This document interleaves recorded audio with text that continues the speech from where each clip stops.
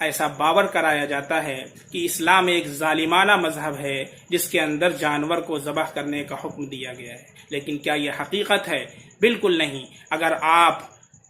تاریخ کا مطالعہ کرتے ہیں،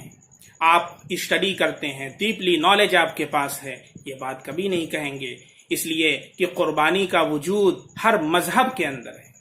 صرف اسلام کے اندر نہیں بلکہ ہر مذہب کے اندر قربانی کا وجود ہے۔ نام اس کا بدل گیا ہے، کہیں پر اسے بلیدان کہتے ہیں، کہیں بھوگ کہا جاتا ہے، کہیں بلی کہا جاتا ہے، کہیں بھیٹ چڑھانا کہا جاتا ہے۔ اس لیے جو لوگ قربانی کو اسلام کے ساتھ خاص کرتے ہیں، یا تو وہ تعصب کا عینک لگائے ہوئے ہیں یا ان کا مطالعہ کمزور ہے۔ آج میں قرآن کی آیت پیش نہیں کروں گا، احادیث کا حوالہ آپ کو نہیں دوں گا، اس لیے کہ غیر کہہ سکتا ہے کہ ہم قرآن کو نہیں مانتے، اپنی حدیث اپنے پاس رکھو۔ میں آپ کی کتاب سے حوالہ دینا چاہوں گا، چنانچہ اٹھائیے منو Smriti, it is book of law, یہ قوانین کی کتاب ہے، اس لیے میں اس سے حوالہ دینا چاہوں گا۔ چیپٹر 5 verse 30، اس کے اندر لکھا ہوا ہے the eater who eats the flesh of those to be eaten does nothing bad، یعنی جو گوشت کھاتا ہے وہ غلط کام نہیں کرتا، even if he does it day after day، اگرچہ وہ اسے روزانہ کرتا ہے۔ for God himself created some to be eaten and some to be eaten، اس لیے کہ خود اللہ نے، ایشور نے کچھ لوگوں کو اسے کھانے والا بنایا ہے اور کچھ چیزوں کو کھانے کے لیے پیدا کیا ہے۔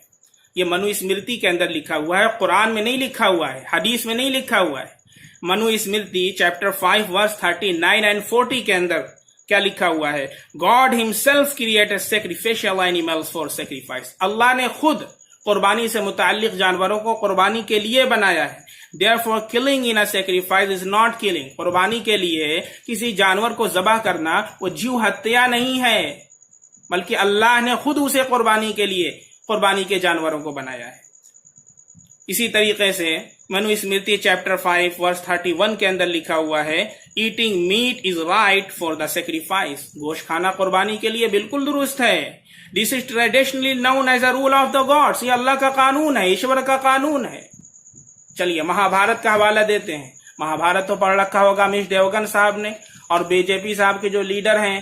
نند کشور گرجر صاحب نے۔ چلیے مہابھارت انوشاسن پروا چیپٹر 88 کھول لیجیے، اس کے اندر لکھا ہوا ہے دھرم راج یدھشٹرا اور بیتاما بھیشما، ان کے درمیان جو مذاکرہ اور گفتگو ہے اس کو وہاں پر نقل کیا گیا ہے۔ چنانچہ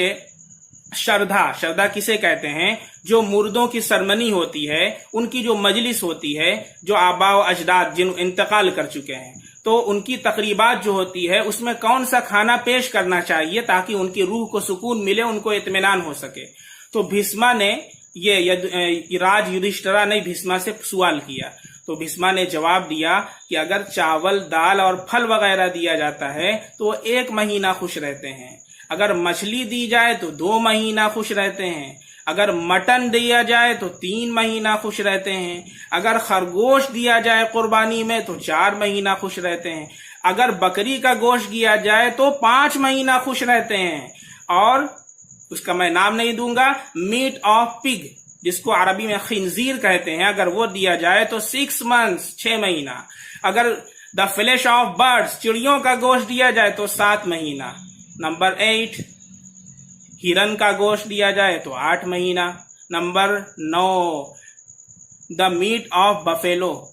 بفیلو کا دیا جائے تو 11 مہینہ۔ اب اس کے آگے میں نہیں کہوں گا، خود مہابھارت پڑھ کر کے دیکھ لیجئے، ورنہ ہمارے اوپر الزام لگ جائے گا بھائی مہابھارت کے اندر لکھا ہوا ہے، قرآن میں نہیں لکھا ہوا ہے، احادیث میں نہیں لکھا ہوا ہے کہ آپ اس کو قربانی کے لیے پیش کرتے ہیں تو ان کی روح خوش ہوتی ہے۔